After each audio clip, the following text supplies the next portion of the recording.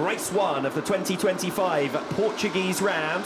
And Razgatlioglu's made a stinker of a start from the front row of the grid. Already Michael van der Mark, his teammates alongside him, and van der Mark started down in 7th place. So disastrous start for Razgatlioglu. That's going to make a race of things here. It's Nicolo Bulliger who leads the way. Andrea Locatelli in 2nd position. Sam Lowe's provisionally up into the podium spots. He's just made a move on Danilo Petrucci. Xavi Vierque on the 2nd row of the grid. He sits up in P5. Behind him, Egerter, Razgatlioglu, van der Mark. Looked as though a couple of riders slid out there coming through at turn number 4 as Razgatlioglu gets around the outside of Egerter. Oh, it's Alvaro Bautista and Scott Redding who are in the gravel trap on lap number 1 through turn 4. Disaster for Bautista. Yeah, Bautista had a non-score in the Superpole race. It's going to be a non-score in this one as well. So for Alvaro, he's in that hole that everyone has talked a lot about it for him in the past in championship battles. Said it time and time again. I said it in Superpole earlier on. When you qualify back down the order, you put yourself at risk of that kind of incident. We'll wait and see exactly what happened. But for the moment, the focus on Toprak Razgatlioglu fighting his way back through the field. He goes side by side with Xavi Vierque. Haven't seen too many opportunities for Toprak to race with Vierque, and it might not be much of a race either because Toprak, we know, has got the pace advantage, and he bundles his way through there on Xavi Vierque for 5th position. It's great to keep Toprak behind you. If you're Xavi Vierque, you've got to go with Toprak now because that will create a gap to the likes of Dami Aguilar behind you, and maybe it gives you that chance to be able to score some good points today. Next in the list is Danilo Petrucci, who sits in 4th place for Toprak Razgatlioglu to try and recover against. Nicolo Bulliger's been given the perfect present here, but can he capitalise on it?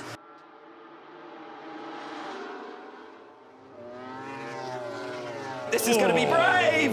Razgatlioglu across the path of Petrucci, and you can't be quite sure what's going to happen when you go for that move. Razgatlioglu makes it up into 4th position. He's doing it in an entertaining way, that's for sure.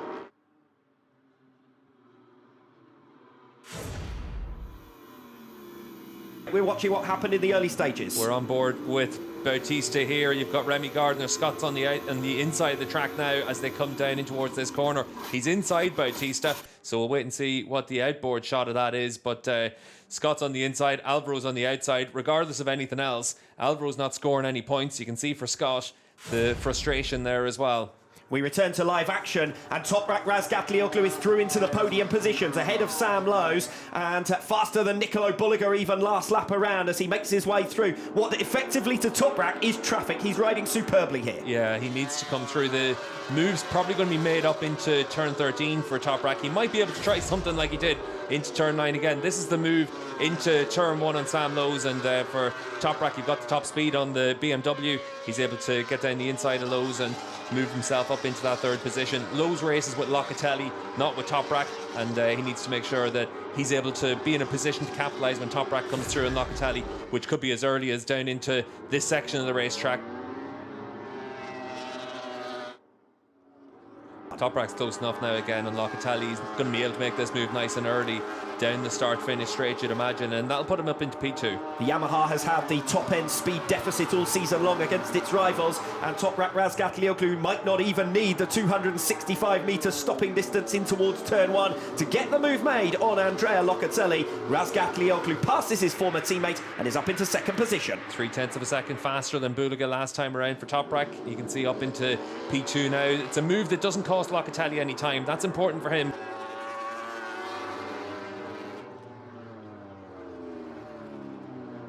Toprak, the pre-race favourite here in Portimao, given the build-up to this race 1. But Bulliger is putting in a good performance here to do everything he can to keep Razgatlioglu behind him, but he's not going to do so for much longer. We saw Toprak make that kind of move in the early laps as he fought his way through the field, and after his sluggish start, Razgatlioglu now hits the front, and Bulliger thinks about recovering down the inside. He's not quite there on Razgatlioglu, who's got that position done. 13 laps still to go. Bulliger's got to answer back immediately here. Make a point now, Bulliger. Get yourself through into turn 1 and try and just make that move so Toprak knows he has to defend you. Here he goes off the final bend. Nicolo Bulliger pulls out and alongside Toprak Razgatlioglu. Toprak's going to be deep on the brakes. Nicolo Bulliger, though, has claimed track position. Can he get it stopped for turn 1? This is crucial. Bulliger takes the lead. Razgatlioglu now will have the run and the inside line in towards turn number 3. Great lap or so between the two of them, and Bulliger still holds firm up front.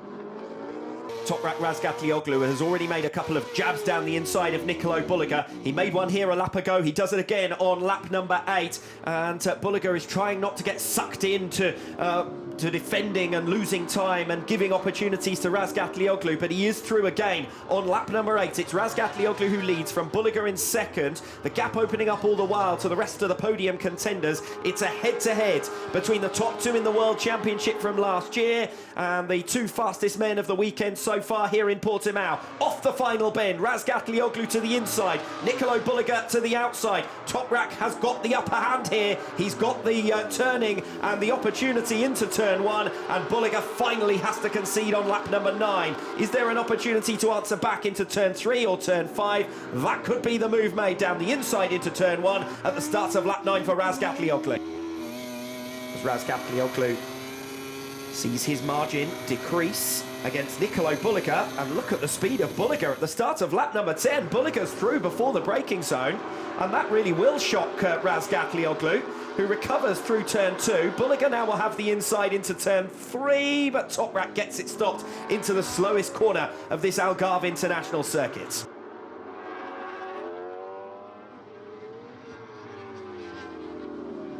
You can see it here when we take the outboard shot where you'll see the curb for the riders. Bulliger goes that little bit wider on the entry and then cuts himself back across to cut across the inside curb at turn 14.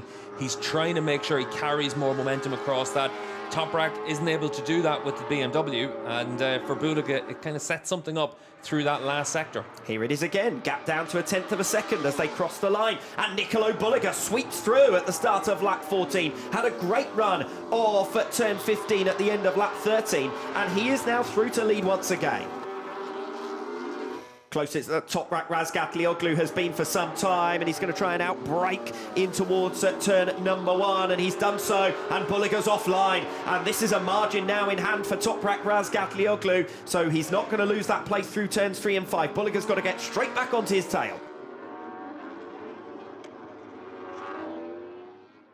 And Bulliger is close, sliding his way through with 2 laps to go now. Toprak Razgatlioglu leads, but can he hold him off into turn 1 on lap 19? Bulliger is through again, sweeps across the path of Razgatlioglu, who breaks hard to get it stopped, but it's Bulliger who will lead them again. Yeah, and you can see for Toprak though, through turn 1, so fast, he trips over the back of Bulliger. Toprak's going to dive down the inside now into turn 3, slowest corner on the circuit at Lagos, 55 kilometres per hour through there, and Razgatlioglu immediately responds against Nicolo Bulliger. Yeah, you can't help but try and attack back if you're Bulliger, but for Nico, he knows that he's not going to be in a position to attack into turn 5 against Razgatlioglu. It is about into turn 1 for him, and then finding some way to stay in front.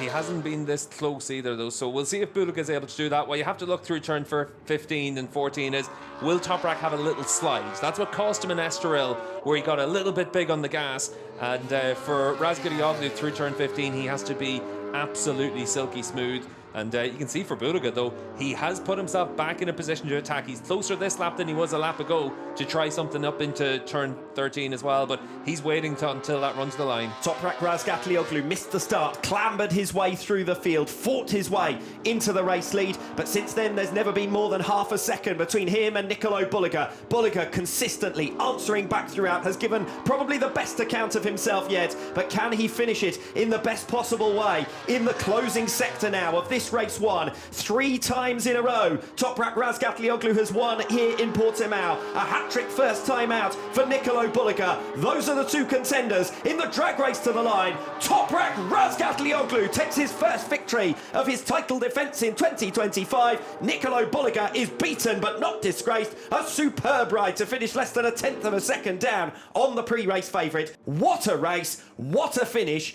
and what a man Toprak Razgatlioglu is. He was superb, answering consistently back against Bulliger there.